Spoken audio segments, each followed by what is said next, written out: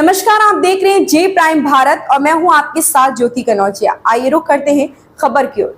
केंद्रीय मंत्री और भाजपा प्रमुख जेपी नड्डा ने कहा, कुछ लोगों ने सुरक्षा बलों का इस्तेमाल किया लेकिन उन्हें वह स्थान नहीं दिया जिसके वे हकदार थे। लोग 1971 से वन रैंक वन पेंशन की मांग कर रहे थे। 40 साल बीत गए लेकिन किसी ने परवाह नहीं की। आप लोगों ने 2014 में उन्हें कांग्रेस को अलविदा कह दिया और पीएम मोदी को लाया।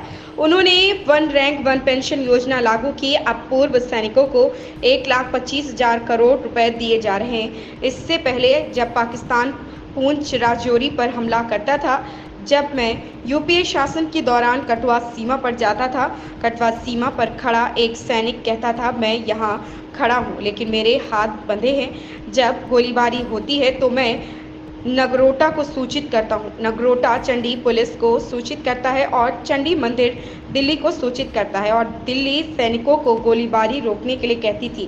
लेकिन पीएम मोदी ने कहा कि जब तक गोलीबारी बंद ना हो जाए जवाबी कार्रवाई करते रहो। कुछ लोगों ने फौज का उपयोग तो किया लेकिन फौज को जो स्थान देना चाहिए था वो स्थान नहीं दिया।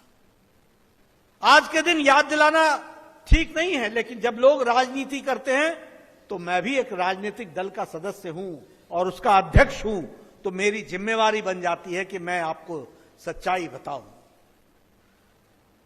ये OROP one rank one pension ये 1971 में से लोग मांग रहे थे। पीढ़ियां रिटायर हो गई, 40 वर्ष बीत गए, किसी ने ध्यान नहीं दिया और जाते जाते हमारे इलाके में कहते हैं पायता डालना, शगुन डालना। 500 करोड़ रुपए का शगुन डाल के बोला बजट में कि हम ओआरओपी ले आएंगे। आपने उनको 2014 में विदा कर दिया। मोदी जी को लेकर के आए और वन रैंक वन पेंशन लागू किया। आज 1,25,000 करोड़ रुपए हमारे फौजी भाइयों को, एक्स सर्विसमैन को देने का काम वन रैंक वन पेंशन ने किया। उसी तरीके से मैं तो फौजियों के बीच में रहा हूं।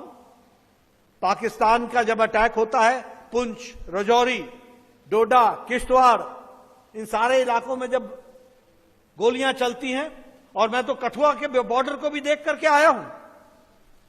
जब मैं यूपीए के जमाने में जाता था तो फौजी जो वहां खड़ा होता था बॉर्डर पर और सामने मैदान होता था, ऊपर पहाड़ी होती थी, तो फौजी मुझसे कहता था, साहब आप ज्यादा देर यहां मत खड़े रहो, पता नहीं कब गोली चल जाएगी और आपको लग गई तो हमारे ऊपर बनाएगी, इसलिए आप ज्यादा देर यहां मत रहो, जाइए। जब मैं वहां जाया करता था और पूछा करता था तुम कैसे हो, तो कहता था मैं खड़ा तो हूं प्रहरी के रूप में लेकिन मेरे हाथ बंधे हुए हैं।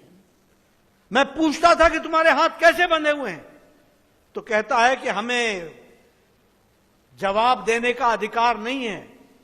जब गोली चलती है तो मैं नगरोटा को इन्फॉर्म करता हूं, नगरोटा चंडी मंदिर को इन्फॉर्म करता है, मैं फौजी भाषा में बात कर रहा हूं, और चंडी मंदिर दिल्ली को इन्फॉर्म करता है और दिल्ली इन्फॉर्म करता है रुको, जब कहेंगे तब जवाब देना।